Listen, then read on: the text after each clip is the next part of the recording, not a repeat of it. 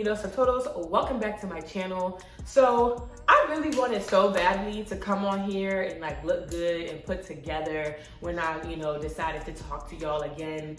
That did not happen because I'm recovering from a very hard and long night out. And I have zero regrets because I had a blast. I will probably insert like some pictures or some videos of myself. Like I took myself out on a date. I went out, I got sushi, I got drinks, and it just was wonderful because sometimes y'all, you need to jump off the wagon. I know that falling off the wagon typically has like a negative connotation to it, but sometimes the wagon is boring. Sometimes you're on a long, arduous road of same routine and it drives you insane because that's what happened to me. It was like every day I was waking up, yoga, eat well, meditate, pray, spend time with God, go lift your weights, study your foreign languages. And it just was like monotonous. Like I was literally driving myself mad by doing like these repeated processes every single day. And don't get me wrong, you should find joy in routine, right? Having that self-discipline to get through what you need to get through. But sometimes you just need to like break the pattern, just shake it up and give a good like little jolt to like your limbic system or whatever is in your brain that needs to be jolted. Because in my humble opinion, some of the best things in life are discovered by accidents. Some of the best things in life are discovered by breaking patterns. So I just went out and I enjoyed myself yesterday. And this prompted me to make today's video on pretty much like my cycle overview. I can officially say now that like I'm done. There is nothing left for me to do in this cycle other than choose a school. I'm finished. Right, which goes into like my financial aid packages and whenever schools want to communicate to me about those things. However, in terms of what I have to do, it's just choosing my school. So my cycle is dunskies, dunzos. I have gotten into all of my schools except for one. So 5 out of 6, pat on my back. And I just want to go into like a really deep dive on my experience with applying to medical school. Not like super crazy deep, because I'm not going to be sharing my personal statement or anything like that just yet. As I said, that's going to be a series that'll come out in May. It'll be like application deep dive or something like that. I'll figure out how to name it, where I'll be going over each one of those elements. Today is more just of like a timeline and just a reflection on like how this process was for me. I usually did this in my AMCAS, I think that's what I called them, AMCAS or whatever cycle updates that I used to post. I'll insert those down below if you're interested in watching those still. If you haven't, those are actually some of my more popular uploads as well. So today is pretty much going to be like that, but as I said, way more in depth. So before I get into this though, I want to give a disclaimer. I want to give a disclaimer for this channel as a whole. Nothing that I post is meant to be advice. Unless I say I'm giving you tips and tricks, none of this is supposed to be a how-to guide on being a successful med applicant because my platform is literally about breaking out of such mindsets. I don't think there is one way to do it. There is no one method or surefire plan of getting into med school. There is no one size fits all. It is very much dependent on several factors and the subjective opinion of like a review board. And why I'm saying this is because I really keep running across these videos that say things like how I got into an Ivy med school, how I got into a top 20 med school, how I aced my interview. And they blow my mind because that's a lie. Like you're literally spouting conjecture. You do not know how or why you got in. You do not know how or why you aced your interview. You can assume based on how you feel. You can assume based on your own opinion of your application. But I don't know about anybody else. I didn't receive any like detailed breakdown on why they chose me over some other applicant to their school. So I just feel like that's just very misleading to say like, you know, here's me and all of my successes and everything that I did and this is what got me in, because I honestly don't know. For all I know, I got lucky and had a member of the review board that was like a track and field fan and was absolutely obsessed with my application because I ran track and field in college. There's a little bit of luck sprinkled everywhere in life, okay? Like, yeah, I put in the work on my application. Yeah, I put in the hours. Yeah, I made sure that I presented myself well. But at the end of the day, in terms of why they picked me over some other amazing applicant, I don't know. Only thing that I can say is that I'm grateful and I'm blessed. So yeah, I just wanted to put that out there. I'll probably even make it an entirely separate timestamp so you guys can hear me when I say this, say it with my chest, that is never the intention of my channel and that I really just despise that type of energy. And you'll see why this is relevant later on into the video. So let me just get right into it so I can shut up. So I actually started my application process, y'all, in 2019. Yeah, I graduated in December of 2019 from the illustrious Morgan State University, the national treasure.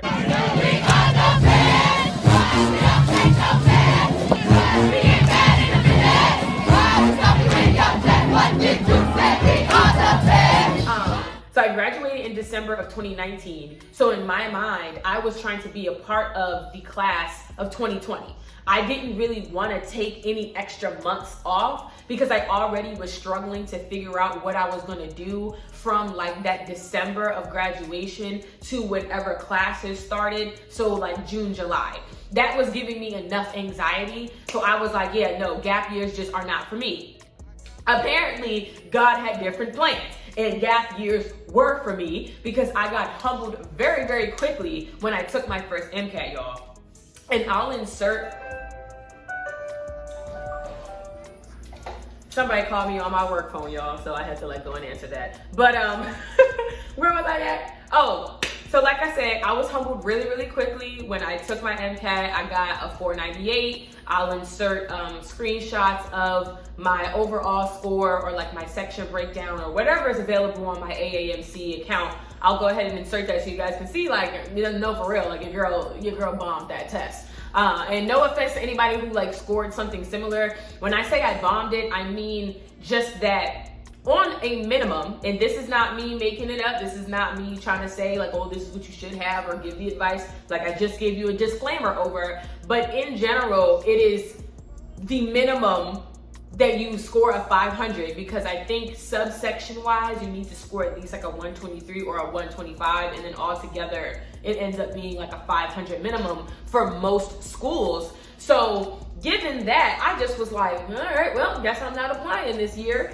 And I didn't really take it to heart because when I tell y'all, I clicked on that screen to take that MCAT and I was in there looking like, just real confused. So I knew that my score was gonna be bad. I didn't void it on purpose because I wanted to see. I wanted to see what exactly were my weaknesses, what was the problem, and pretty much be able to rationalize with myself why I was struggling the way that I was struggling. So a lot of people actually advised me against that, right? Like later on, they were like, why would you take that score? The schools are gonna see how low and how poorly you did, and that's not gonna reflect well on your application. Spoiler alert, a lot of my schools actually appreciated the fact that I was able to boost my score up from a 498, as well as asked me a lot of questions during my interview process on what contributed to my low score, because as a Black woman who is like, technically speaking, I'm in an inner city like demographic in terms of where I live, those are metrics and numbers and data that are important in medicine, right? Like the fact that I don't have, you know, certain resources as compared to some of my other counterparts and things like that, conversations like that matter. So this was actually a subject, as I said, that was brought up a lot in my interviews. So to those people who told me I needed to void my score, which then goes back to what I said about people really don't be knowing what they be talking about, and that's why you don't need to be getting advice on how to be a successful MCAT applicant or med applicant, because nobody knows. Anyway, back to what I was saying. So yeah, I did really, really bad on my first exam, decided not to apply that year. And then I went on to try to focus on pretty much like padding the rest of my application. So I looked into getting more internship experience, which I will actually make a separate video on, because I had a horrendous, traumatizing, like racial bias, racially motivated internship that, for all intents and purposes, should have been like my perfect segue into like clinical work, because it was centered around like patient care. And yeah, it just did not work out well. As I said, I'll go ahead and make a separate video on that. That's gonna be like an hour something long, because it was a lot. And so I was kind of going in to my final year of college, or rather my final semester of college, feeling pretty down, because I was like, man, like nothing is really working out for me. Like I didn't do well on my MCAT. Now I'm trying to like go back to the drawing board, and the board is getting blown up because all of these people are being mean to me, and I don't have the proper support, and I don't have the resources, and I don't have the mentors. And I was really focused on what I didn't have and what I couldn't do. And it just, like I said, it really, really made me upset. I actually believe that I had gotten like diagnosed around this time. I'm very open and transparent about this now, with anxiety. So generalized anxiety disorder. So it just, as I said, it just was a lot on my mental. I graduated at the top of my class, so like that was kind of like a benefit, and I was like, all right, cool, doing it for the student athletes, doing it for Little Saint.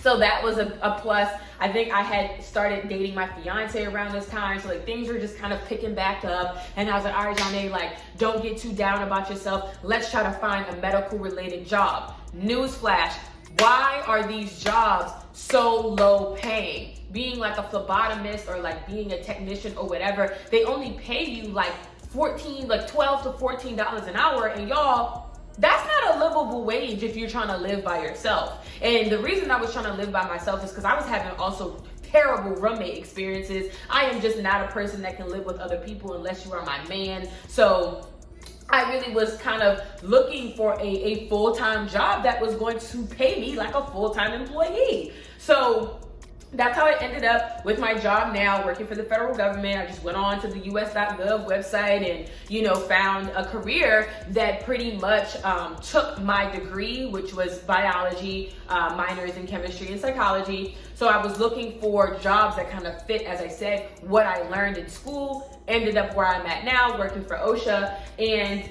it ended up in my favor, in the long run, because this was another thing that was kind of brought up a lot by my interviewees when I was going through my cycle. So that's not to say that it was easy breezy right after this, because the pandemic hit. Literally, as I graduated and I had all of these opportunities lined up, I was supposed to be starting my new job. I got certified as an end-of-life counselor for hospice. I had mentees as I became a part of this like mentor group. And then the pandemic hit and pretty much put all of those things to a full stop. I actually haven't even been in person for my hospice volunteering since I got trained, which was, again, way back in 2019. So it was really, once again, kind of just hitting me hard. Like, wow, like why does it seem like every time I'm getting ready to step into the door of my career of medicine, something is telling me to just stop. So I kind of took that time, y'all, to rethink my gap year life. I thought about what I wanted to cultivate in myself during the time that I had off before applying to school and going to school. And I realized that it was more internal, that I had a lot of personal development to do versus professional. It wasn't just about making my resume look nice. It wasn't about fitting into the stereotypical mold that I keep telling y'all about, and you need to just go on and watch my first video so you know what the heck I'm talking about. It wasn't about making myself like a super applicant. It was making myself super content, super happy, super me. That's what it was about. So I spent a lot more time kind of diving into my personal hobbies. I got back into, like I said, studying foreign languages and pretty much all the routine stuff that I do now. I was a lot more enthusiastic when I first started them. And as I focused more on me and I focused more on like who I was, I found that I had a lot easier time completing my application, because your primary application is you. It's you presenting yourself to a committee. It's you talking about you and who you are and who you want to be. And I had, as I said, a much easier time doing that because I was spending so much time getting to know who I was. So during the 2020 year, right? The 2020 year, and like going into applying now for 2021, I did a lot of like edits and making connections to people who could help me with my edits on my personal statement and my primary application activity section. And y'all, I ran into a bad batch of mentors, okay? This is also something that I think a lot of people don't talk enough about, is having good support in your corner from people who are in the field, right? Like not everybody is blessed to have a doctor in the family or a doctor family friend or whatever. So seeking a mentor who matches you is so important, because when I tell you, I really experienced the difference. I had one person, right, who I gave my application to and my personal statement to just completely crap on me. Like, sis looked me dead in my face, y'all, and told me that I shouldn't even apply. Actually, what she said was, people like you, she was not a black woman, by the way, not a black woman or a black man. This is a different person of color, which is why person of color and minority are not interchangeable with the word black. Black as an individual race, because unfortunately a lot of people tend to look down on my community, even though they're minorities as well. So she, this person was actually an overrepresented minority in medicine, and she just looked at me and was like, yeah, I would tell people like you not to bother applying. Like, you know, you just need more. You need more experiences. You need more this, you need more that. And pretty much just told me I wasn't enough. And that sucked. So I just feel like once I did find my mentor, who ended up being my fiance's family friend, which is why he can never get rid of me. Like, we may be broken up, but I didn't break up with your family, boo. She's a 4th year now over at UMD, and she was able to give me just really positive and constructive feedback on my application and what could be better and what could be tweaked and what was working. And overall, just being able to have conversations with her about what I wanted to say, what I wanted to convey to these application committees or these AdComs. I felt like I was able to polish up my application to as good as I was going to get it. And I went on and I applied. I applied in 2021. And now here we are, right? I went through my interviews. I felt like my interviews were pretty much like a learning curve. After the first one, I think you kind of get used to it because you know what to expect, and you're not as nervous. So I went through that whole process, and then, you know, I got my first acceptance in November. So overall, y'all, I really just feel like my process has definitely just been a journey.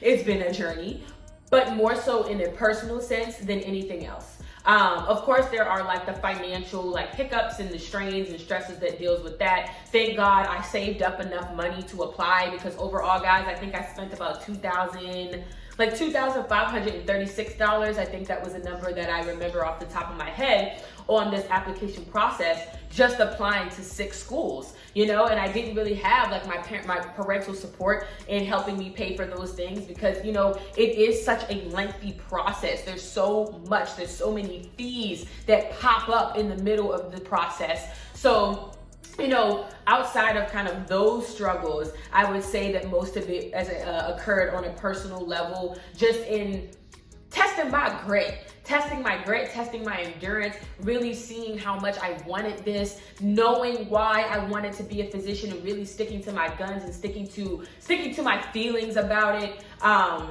That is overall the main lessons or the main takeaways that I got from this application process. And I just want to tell anybody who's going through it now, or, you know, because you're still waiting to hear back from schools, or you're planning on going through it, like you're about to apply next year or in the near future, just take some time to really think about you in this flow of, like I said, the med application process. Think about who you are, as I said, who you want to be, how you want to portray yourself, how you want to represent yourself, and what are the things that you can do in your life now to make you more like that person. If you're saying that you're a person committed to diversity, go travel. Seriously, go travel and explore the world and diversify yourself. If you are a person who's like really into the hard sciences or like, you know, education, the educational aspect, be a mentor. You know, get hands-on with some kids and teach them how to do things. Like, really try to cultivate those qualities in yourself now. So that way, when it's time to apply and it's time for you to tell it and preach about it and talk on it and go into interviews about it, you're saying it from a place of true, like, happiness. You're not saying it from some like fabricated, made up place of this is what I think you guys want to hear, but you're talking about it from a real perspective of this is what I went through, this is what I experienced, this is how I felt about it, and hopefully just from the way I'm talking about it, it makes you want to get to know me more and accept me into your school. That's pretty much it for this video. I hope that like I wasn't rambling too much or like not making sense, because I wanted this to be more kind of personal than more of like a walkthrough video like I know sometimes I post. And the next time that you guys see me, hopefully by then I have a more solid idea of like where I'm trying to attend school, and I talk more about just kind of like that selection process, because I do have to narrow down my list to 3 by April 15th. So I at least want to be able to talk to you guys about some of like the deciding factors on which schools made the cut and like which ones didn't. Even if I don't tell you the names of the school, I can at least tell you like what how I went about it. What else do I plan on posting?